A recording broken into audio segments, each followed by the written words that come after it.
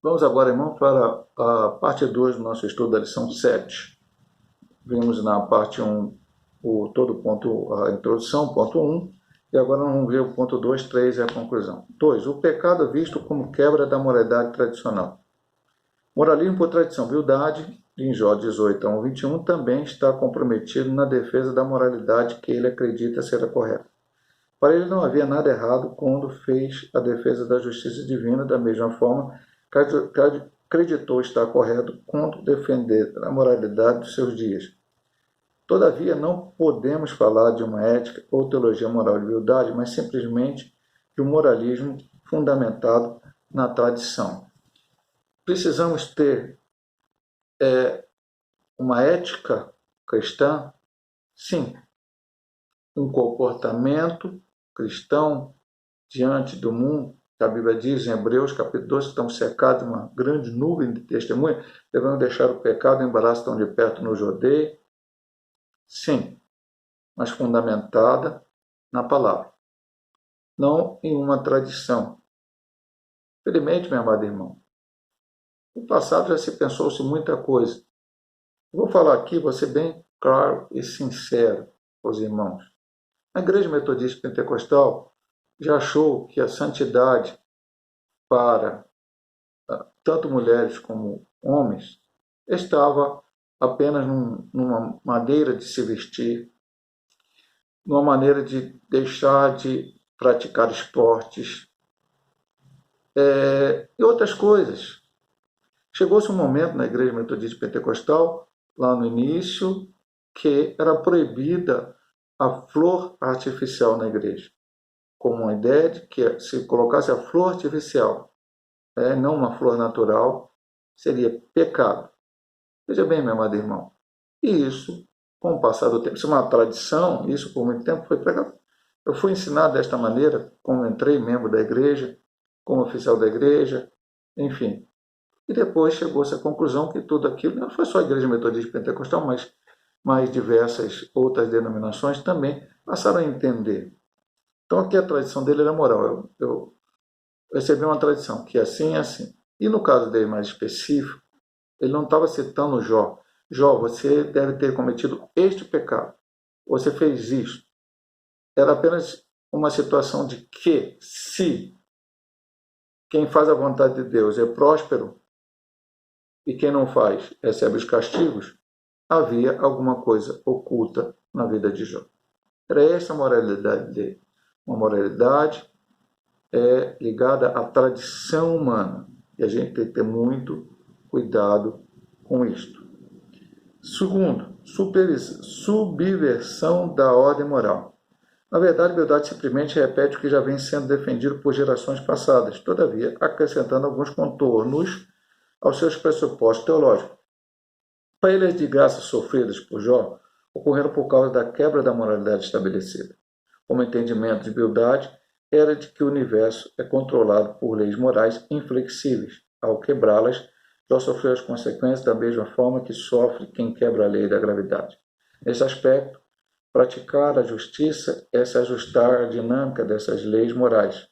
Humildade acreditava que de nada adiantava Jó achar que os maus prosperavam, pois isso era apenas ilusão.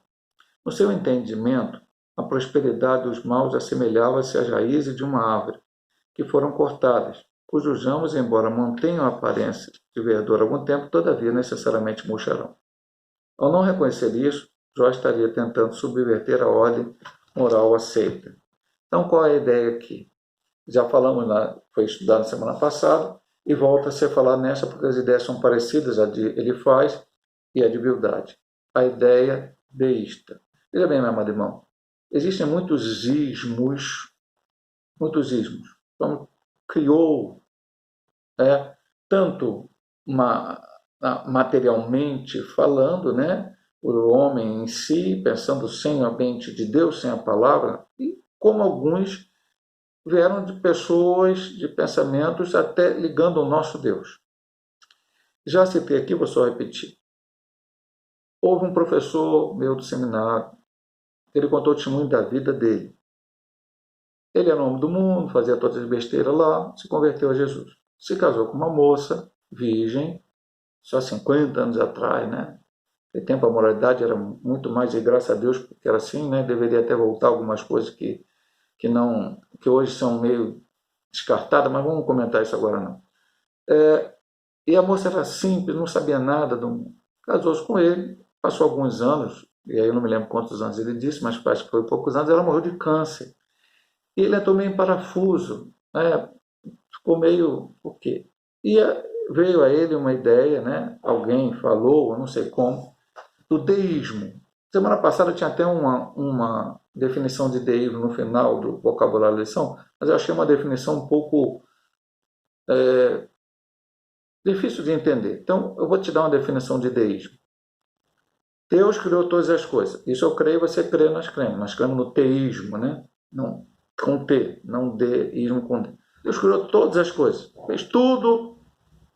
Aleluia. Depois, colocou leis. E essas leis, é aqui que ele entra na história dele, é inflexíveis.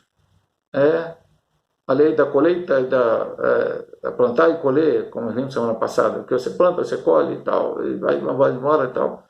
E Deus foi embora e deixou aí o mundo com essas leis e acabou. Deus não está mais interessado na vida de ninguém. E ele vai falar isso, ele fala de um Deus altíssimo que está longe, principalmente no argumento 3, ele vai falar sobre isso. E esse professor quase abandonou a fé por causa de, graças a Deus, ele não abandonou, depois se tornou um pastor, se tornou um professor de seminário, morreu sendo servo de Deus. E bem, meu amado irmão, esses ismos por aqui é complicado. Ele estava no mais... pastor, dizia teísmo lá no tempo. Não, a ideia está aqui. Para ele, as desgraças de Jó ocorreram por causa da quebra da moralidade estabelecida. Intermedialidade é que o universo é controlado por leis morais inflexíveis e, ao quebrar, Jó sofreu as consequências da mesma forma que sofre quem leva quebra a lei da gravidade. E é assim? Não. Eu creio num Deus poderoso, santo, justo e verdadeiro, que traçou ensinamentos, leis e colocou para o seu povo. Mandou o seu próprio filho a este mundo que morreu na cruz do Calvário. No Antigo Testamento, a lei era muito importante e era olho por olho, dente por dente, fratura por fratura. Mas no Novo Testamento, Jesus ensinou o amor, algo bem diferente disto. Precisamos colocar em prática cotidianamente a nossa vida. Eudado não teve amor. Foi o seu melhor amigo, um dos seus melhores amigos, e não teve. Ele só foi acusar pensando no seu pensamento teológico fechado, restrito. Pastor, só está falando contra a teologia? Não, jamais, minha amada irmã. A teologia é importante, precisamos estudar, quem tem oportunidade. Mas temos que ter cuidado para não colocar a teologia acima da Bíblia Sagrada. Ou a teologia acima de Deus. A teologia é o estudo de Deus. A teologia não é Deus. Deus é Deus. Alguns pensamentos teológicos que aqui temos, pode ser que a gente descubra um dia que não é verdadeiro. Então, muito cuidado. Agora, a Bíblia não. Passará o céu e a terra, mas a palavra de Deus não há de passar. Qual foi a defesa de Jó? Contemplando a cruz. O capítulo 19 é dedicado à defesa de Jó. É legal que Jó sabia que Deus atua em um universo moral e que tudo o que acontece está sob seu controle. O homem de Uzi estava convicto de que não havia quebrado nenhuma lei moral, sendo, portanto, inocente, que o seu sofrimento não teria razão aparente. Mais adiante das acusações dos amigos, ele está disposto a abandonar toda tentativa de se auto-justificar. Ele quer abandonar toda instância humana e apelar para um mediador, redentor, que defenderá sua causa. Ele não quer mais se defender, ao invés disso, apela para alguém totalmente justo que vai ficar entre ele e Deus. É aí que ele contempla a cruz. Eu sei que meu Redentor vive. A palavra Redentor traduz o hebraico Goel, significa alguém que defendia um familiar quando este não podia fazer a sua própria defesa. Os primeiros líderes da igreja entendiam que Jó predisse a ressurreição que será efetuada por Cristo no final dos tempos, da qual ele participará. O patriarca queria a intercessão desse justo, imparcial e eficiente mediador. Então Jó, ele estava defendendo da seguinte forma: bom, pecado oculto não tem. Eu não estou entendendo o que está passando comigo. Não tem como. Jó falou tanto para Elifaz, com humildade, para os seus amigos, assim, explicar na base do pensamento teológico deles o que estava acontecendo com ele, não tinha como. O que estava acontecendo com ele era contra tudo aquilo que não só eles dois pensavam, mas o próprio Jó também tinha recebido esse ensinamento. Mas Jó continuava confiando em Deus. Ele não abandonou a sua fé em Deus. Ele não estava culpando a Deus pelo que estava acontecendo com ele, culpando diretamente. Ele entendia que ele não sabia que Deus tinha permitido que Satanás estivesse por trás daquilo, fazendo aquela coisa toda, mas ele entendia que era Deus, a vida dele estava na mão de Deus. E aí ele faz uma declaração de fé, no capítulo 19, que ele diz: eu sei que o meu Redentor vive, e ainda que pereça a minha carne, ou seja, ainda que eu morra, ele não estava preocupado com a morte, porque veja bem, meu amado, vou fazer uma colocação importante. Hoje, no Novo, vou trazer para o Novo Testamento hoje. Hoje, no Novo Testamento, há duas maneiras de nós descansarmos nas nossas lutas aqui e de irmos para a presença do Senhor. Ou a nossa morte, ou a volta de Cristo para arrebatar a sua igreja. Mas para ambas, eu preciso, verdadeiramente, perseverar até o fim, como diz a palavra. Estar firme na presença, como explicamos ainda há pouco, sobre fazer a vontade de Deus, não fazer a vontade de Deus, cumprir o sou salvo pela graça, mas eu preciso estar em comunhão com Deus. Se eu pecar, eu preciso pedir perdão do meu pecado. Bom, dito isto, Jó disse que ele esperava o Redentor. Ele estava falando sobre, lá ao final, não estava nem só falando sobre a volta de Cristo agora, ele nem citou a primeira volta, talvez ele estava falando da ressurreição final, ele estava falando do trono branco e o juiz que ia julgar. Por quê, meu amado irmão? Se eu estou sendo acusado de uma coisa que eu não fiz, e ninguém outra pessoa sabe se eu fiz ou não fiz, aquilo só eu sei, somente Deus para que possa dirimir esta dúvida. Muitas coisas que falamos aleatoriamente aí ou vão, um dia a Bíblia diz, toda palavra ociosa que fala vai ser dada conta a Deus. Então um dia eu vou aparecer diante de Deus e eu vou dar conta do que eu falei, do que eu pensei, da forma que eu agi. Jó tinha certeza absoluta que Deus podia julgar ele da forma correta, porque Deus conhecia Jó. Jó conhecia Deus, não totalmente, né? Deus vai revelar ele no 38, ele vai entender muita coisa que ele não entendia. Ele confessa lá que até agora eu te conhecia por ouvir falar, mas agora meus olhos te veem. Mas ele sabia que Deus o conhecia, que Deus sabia quem era Jó. Então, ele esperava esse Redentor. E chega até interessante a palavra aqui, que a hebraico Coel significa alguém que defendia um familiar quando este não podia fazer a sua própria defesa. Ah, peraí, é familiar, pastor? Sim, somos filhos de Deus. Paulo diz em Romanos que fomos adotados ao aceitar Cristo como Salvador. E nós clamamos, papai, Abba Pai, porque Ele é o nosso Salvador, Ele é o nosso Senhor, mas Ele não está tão distante como um outro ser de um outro lugar, não.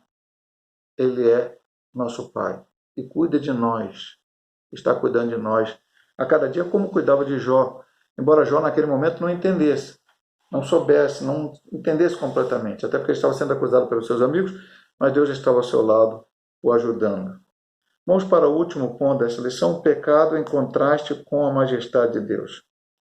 A grandeza de Deus. O terceiro discurso de Bildade é feito para exaltar Deus e rebaixar Jó. Jó 25:6. Não há como negar que o longo debate entre Jó e seu amigo esgotou o poder argumentativo de Bildade, que fez com que ele repetisse várias vezes o que já havia dito. Na verdade, seu último discurso não traz nada de novo. O capítulo 25 destaca a onipotência divina. Deus é grande, poderoso. Por isso, nada há de errado quando Bildade defende a majestade do Altíssimo. Todavia, como alguns autores destacam, Bildade acaba por criar um abismo que não existe entre a criatura e o Criador. O Deus defendido por ele não é revelado na Bíblia. As ideias de Bildade se antecipam àquela defendida milênios depois pelo deísmo no final do século XVIII. Segundo os deístas, Deus criou o mundo, mas ausentou-se dele. Já expliquei isso aqui no ponto anterior, porque ele tocou nisso rapidamente. O argumento volta. Aqui diz claramente, Deus criou o mundo, mas ausentou-se dele e criou um abismo. que a Bíblia diz? É por isso que a gente fala, meu amado irmão, olha só. Lógico, eu vou não justificar a beldade, ele faz ou falha, ou até joga alguma coisa que falou errado. É lógico que esses homens não tinham as escrituras como temos hoje. Mas eu estou falando isso para você porque você tem. Alguém pode pensar, eu posso ter a mesma ideia de beldade, puxa vida, olha só. A beldade não teve essa ideia? Por que eu tenho essa ideia, eu tive essa ideia? Não, meu amado irmão. Beldade não tinha o que você tem escrito. Beldade não tinha o Novo Testamento. Beldade não tinha Cristo vindo a este mundo como Salvador, morrendo na cruz. Beldade não tinha o Consolador, o Espírito Santo. Então vamos olhar diferentemente, entender. E pensar aqui, meu amado irmão, presta bem atenção. Isaías nos diz o seguinte, e citamos isso na lição passada. Deus habita com contrito de coração, com cansado. A Bíblia diz isso. A Bíblia diz várias vezes que Deus está... Jesus prometeu, eis que estou convosco todos os dias até a consumação dos séculos, e vai por aí fora. Há várias promessas bíblicas, há vários textos bíblicos que mostram isto. Pessoas na luta, na dificuldade, no problema, e Deus ao seu lado, guardando, protegendo, livrando. Paulo estava na prisão, e Deus foi lá, mandou um terremoto, e Paulo ali nem fugiu. Ele pregou para o carcereiro, capítulo 16 de Atos dos Apóstolos, e assim por diante.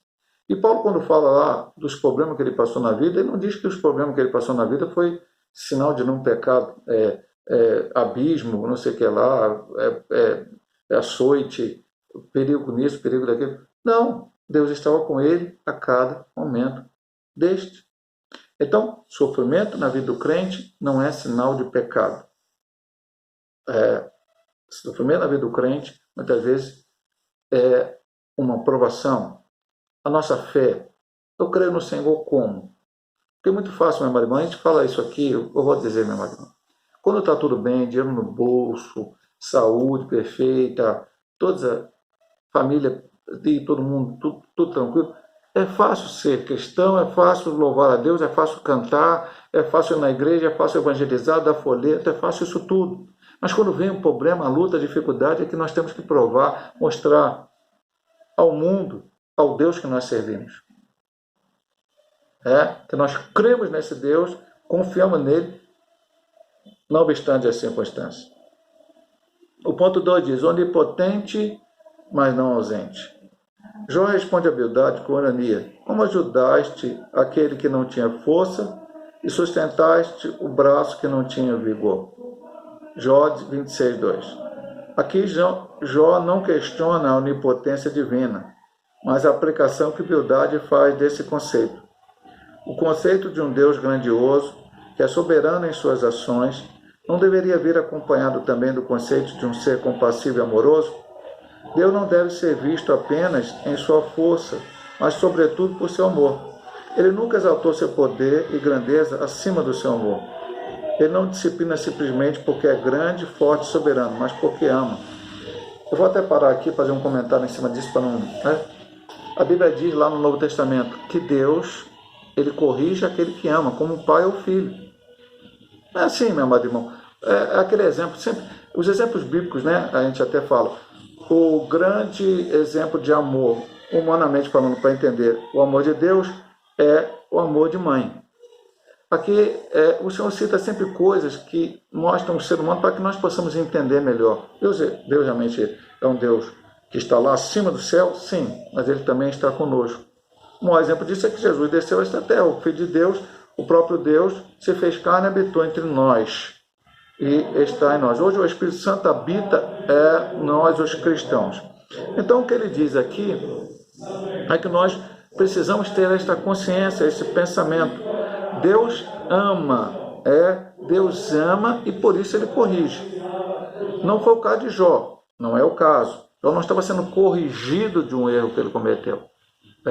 Jó estava passando aquilo por uma permissão de Deus. Mas eu preciso estar sempre pronto a isso, a entender a vontade do Senhor. Diferentemente do conceito apresentado por Bildade, o Deus que a Bíblia apresenta é poderoso e glorioso, mas principalmente misericordioso e gracioso. Temos de cuidar para que no momento do sofrimento não manchemos a imagem de um Deus que não é só força, mas igualmente amor. Isso é muito forte, meu amado irmão, esse ponto aqui que o autor falou. Sabe por quê, meu amado? Porque no momento do sofrimento, muitos hoje têm blasfemado de Deus, muitos hoje têm abandonado a igreja, abandonado Jesus, não conseguem entender, não conseguem entender a morte de um parente, não conseguem entender o desemprego, não conseguem entender muitas coisas. Não, meu amado irmão. O Senhor está conosco exatamente nesta hora. Ele esteve com Davi no momento mais difícil da vida de Davi. Ele esteve com Moisés no momento mais difícil de Moisés. Eu já citei isso, eu vou voltar a citar você, meu amado irmão. Moisés estava lá no palácio de Faraó, no lugar mais rico que ele poderia estar na face da terra. Não havia um lugar com mais riqueza do que aquela. Mas o propósito de Deus não era que Moisés ficasse ali. Ali ele aprendeu muita coisa para depois utilizar. O projeto de Deus na vida dele era que ele tirasse o povo do Egito lá na frente. Então ele foi para o deserto cuidar de ovelha. Isso é uma queda. Saiu do lugar mais rico do mundo para cuidar de ovelha no deserto? Não, mas foi no deserto que Deus apareceu a ele na sarça ardente. Foi no deserto que Deus falou com ele. Foi no deserto que Deus mostrou sua mão para ele, para que depois ele tirasse o povo do Egito e carregasse o povo no deserto novamente com maravilhas. E aí eu posso citar para você várias pessoas. É só você olhar, é conhecer a Bíblia, ler Bíblia. Não é a dificuldade que nos mostra que na vida do crente há problema. A dificuldade nos mostra que no mundo tereis aflições, mas tem de bom ânimo. Foi o que Cristo disse para a gente. Então você e eu estamos passando problema nessa hora. Cada um de nós tem o seu problema. Mas Deus está do teu lado, está do meu lado, está do nosso lado. Louvado seja Deus. É um Deus de amor. É um Deus que ama os seus filhos, ama a sua igreja. Então, para encerrar a lição, conclusão, nesta lição vimos que o debate entre Bildade e Jó assume alguns contornos teológicos muito relevantes. Bildade faz 3 discursos teológicos e em cada um deles põe em destaque a sua crença. Ele não crê na inocência de Jó e por isso atribui seu sofrimento à existência do pecado. Assim ele orienta a Jó a viver segundo os ditames da tradição e como consequência o empurra para o moralismo de natureza apenas religiosa. Por último, quando quer exaltar a grandeza de Deus a qualquer custo, acaba por criar um abismo intransponível entre o Criador e a criatura. Primeiro ele culpa Jó de pecado e depois ele quer dizer que Deus está muito acima e o homem está muito abaixo. Então eu digo uma coisa para você, se eu estou muito abaixo de Deus, se eu não consigo, não tenho esse acesso a Deus, como é que eu vou julgar o meu irmão? Como é que eu vou proferir alguma coisa sobre ele se eu tenho essa falta de conhecimento, porque Deus está lá acima e eu estou aqui embaixo? Então, realmente, os argumentos de Bildade não são bíblicos e quem os usa hoje está completamente errado, biblicamente falando. Que Deus possa abençoar os amados irmãos. Domingo que vem, se Deus assim o quiser, estaremos ministrando mais uma lição para o aprendizado dos nossos irmãos. Aqueles que puderem, estejam presencialmente na igreja para aprender ali. Louvado seja Deus, Deus te abençoe em nome de Jesus.